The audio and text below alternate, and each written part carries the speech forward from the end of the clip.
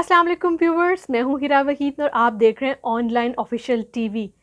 वफाकी वज़ीर फवाद चौधरी और आज़म सवाती ने जो इलेक्शन कमीशन के ऊपर इल्ज़ामात तो लगा दिए थे, जिसे कहते हैं कि ज़्यादा बोल गए थे या जिस कमेटी के अंदर गर्मी सर्दी हो गई, अब बयानबाजी कर दी दोनों ने इलेक्शन कमीशन के ऊपर, साख मुतासर की, जिसके बाद इलेक्शन कमीशन ECP ने एक हंगामी इजलास तलब किया। उसके अंदर मुशावरत करके फ़ैसला किया कि दोनों वज़रा को नोटिस जारी किए जाएंगे। ECP की साख मुतासर की है, क्यों की है, इनके पास क्या शवाहिद थे और किन शवाहिद की बुनियाद के ऊपर इन्होंने इलेक्शन कमीशन जो कि एक आज़ाद इलेक्शन कंडक्ट करवाने का इदारा है, इसके ऊपर इल्ज़ामात लगाएं। इसी के ऊपर आज बात करेंगे कि दो वफाकी वज़रा यानी दो फेडरल मिनिस्टर्स जो कि ज़िम्मेदार पोस्ट के ऊपर तैनात हैं, फवाद चौधरी वज़ीर इत्तलात हैं, आज़म सवाती पार्लिमानी अमूर के वज़ीर हैं। ऐसे क्यों हो जाता है, ऐसे क्यों हो जाता है कि इस तरह की बात कर जाते हैं या बात से बात निकलती है तो इल्ज़ाम तराशी करना और इल्ज़ाम तराशी हुकूमती सतह के ऊपर करना, मेरे ख्याल से ये इदारों के दरमियान तसादुम की फ़िज़ा कायम करने के बराबर होता है। ये कहना गलत नहीं होगा कि तहरीक इंसाफ की हुकूमत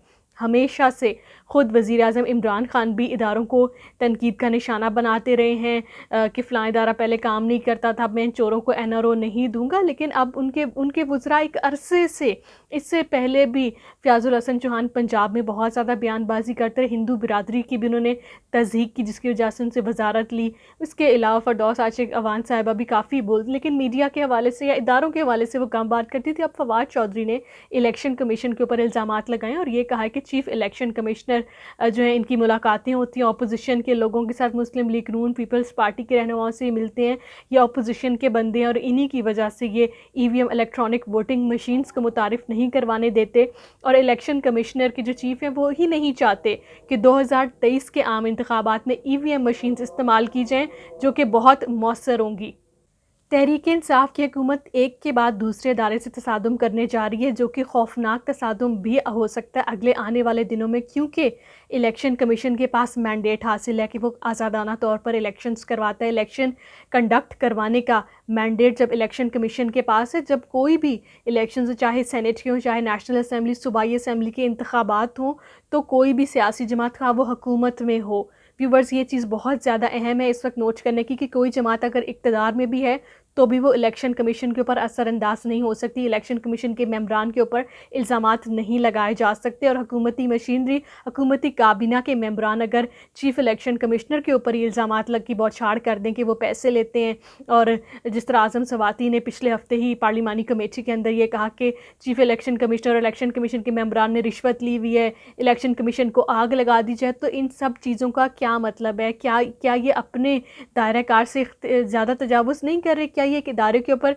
असरअंदाज होने की कोशिश नहीं है? तो क्या है जो कि हुकूमत के लिए गलत साबित होगी? ये इनके लिए बहुत ज़्यादा नुकसानदेह, और ये एक ऐसा रवाज तहरीक इंसाफ की हुकूमत अपनाती जा रही है कि हर इदारे के ऊपर नुक्ताचीनी करना और हर इदारे की साख मुतासर करना, उसके ऊपर सवालात खड़े कर देना। हर इदारे के अंदर मसाइल मौजूद हैं। तब भी अवाम ने देखा जब इलेक्शन कमीशन का अमला डस्का के इलेक्शंस में, ज़िमनी इलेक्शन में धुंध का शिकार हो गया, उस वक्त भी अवाम ने देखा। लेकिन अब अगर बात की जाए कि electronic voting machines, EVM machines को इलेक्शन कमीशन ने मुस्तरद नहीं किया,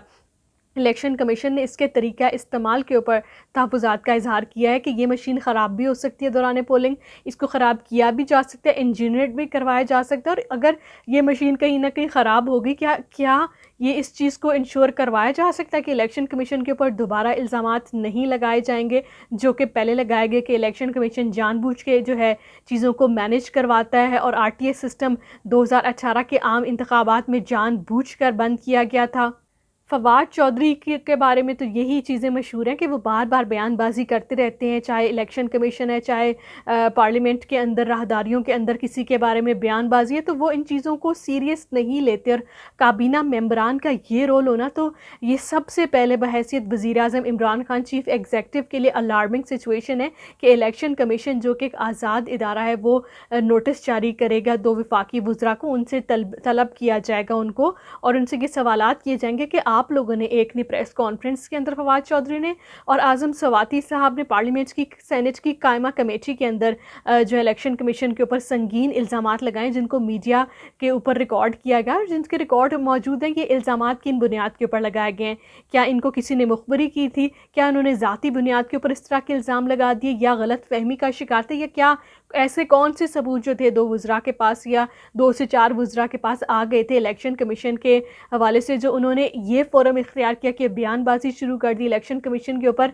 रिश्वत लेने के इल्ज़ामात लगाए। ये काबिल अफ़सोस भी है, काबिल मज़म्मत भी है, ये रुकने चाहिए। और अगर इससे पहले अहाता किया जाए तो वज़ीर आज़म इमरान खान जब अपोजिशन में थे तो वो भी बहुत ज़्यादा बयानात कर देते थे और कहते थे 35 पंक्चर का उनका एक बयान बहुत मशहूर है, जो कि उन्होंने कहा कि 35 पंक्चर लगे, 35 हलकों के अंदर धांधली करवाई गई। मेरे पास शवाहिद है, मेरे पास सबूत मौजूद है, मेरे पास वीडियोज़ हैं, मेरे पास तमाम सबूत मौजूद हैं। उसके बाद ये जब इसकी तहकीकात हुई, जब बात बार बार उनसे की गई, तो उन्होंने कहा कि एक सियासी बयान था। और अब मुझे भी ऐसा ही महसूस होता है कि ये दोनों वज़रा के पास तो कोई सबूत मौजूद नहीं होंगे। ये इन्होंने सिर्फ़ और सिर्फ इसलिए किया क्योंकि हुकूमत हर हाल में चाह रही है कि इलेक्ट्रॉनिक वोटिंग मशीन्स को इस्तेमाल किया जाए 2023 के इलेक्शंस के अंदर। लेकिन इलेक्शन कमीशन ये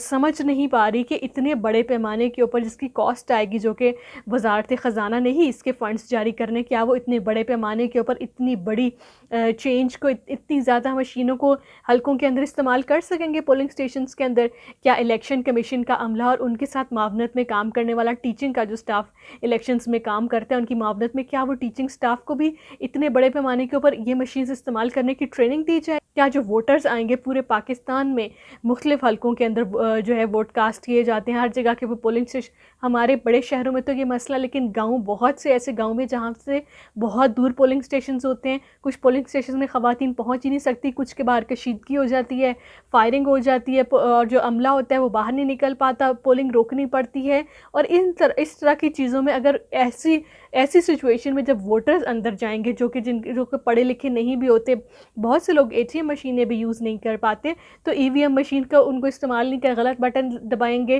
क्या उनको भी पहले ट्रेन किया जाएगा? और क्या ये ट्रेन किया जा सकता है फ़ौरन से? आवाम को 22-23 करोड़ की तो हमारी आबादी है, उनको ट्रेन करना या उनको समझाना या आगाही मुहिम देना भी एक बहुत बड़ा प्रोसीजर है, जो कि एकदम से नहीं हो पाएगा। इलेक्ट्रॉनिक वोटिंग मशीन्स के हवाले से एक चीज़ बार बार एक तहफ़्फ़ुज़ात जो अपोजिशन भी इसका इजहार करते हैं कि ये मशीन्स अमरीका जैसे इंतखाबात में भी मुतनाज़ बनी, वहाँ पर भी कुछ रिज़ल्ट्स और चल रहे थे पोलिंग स्टेशंस के, लेकिन इलेक्ट्रॉनिक वोटिंग मशीन्स जो थी इलेक्ट्रोल्स को, जिसे कहते हैं आर्टिफिशियली रिज़ल्ट्स चेंज करने के लिए इस्तेमाल किया गया। ये इल्ज़ाम लगता रहा है अमरीका के इंतखाबात में भी। इसके साथ साथ मुख्तलिफ ममालिक ने इन मशीन्स को मुस्तरद भी किया, लेकिन मेरे नज़दीक अगर इलेक्ट्रॉनिक वोटिंग मशीन्स हैं तो इनके ऊपर मज़ीद काम होना चाहिए। और इलेक्शन कमीशन ने ये एक बड़ा अच्छा फ़ैसला किया कि दोनों वज़रा से जवाब तलब किया जाएगा या उनको नोटिस जारी किए जाएंगे। ये फ़ैसला बहुत ज़रूरी था, क्योंकि इलेक्शन कमीशन के ऊपर हुकूमत की जानिब से इस तरह की बयानबाजी होना, हुकूमत का कोई काम नहीं, इलेक्शन कमीशन के काम के अंदर दखल अंदाजी करना। और अगर ECP ने तहफ़्फ़ुज़ात का इजहार किया था EVM मशीन्स के तरीका इस्तेमाल के ऊपर, तो वो तहफ़्फ़ुज़ात को संजीदा तौर पर लेना चाहिए था कि ये सच में मसाइल हो सकते हैं। लेकिन वज़ीर आज़म ने और उनकी काबीना मेंबरान ने भी इलेक्शन कमीशन को उसी नज़र से देखा जिस नज़र से वो अपोजिशन को देखते हैं, और हमेशा कहते हैं कि इनको NRO नहीं दिया जाएगा, इनके ख़िलाफ़ नैब के केसेस इसी तरह खुलते रहेंगे और इनसे निपटने का, इनसे डील करने का यही तरीक़ेकार है। आपने मेरा व्लॉग देखा, मुझे इजाज़त दीजिए। अल्लाह हाफ़िज़।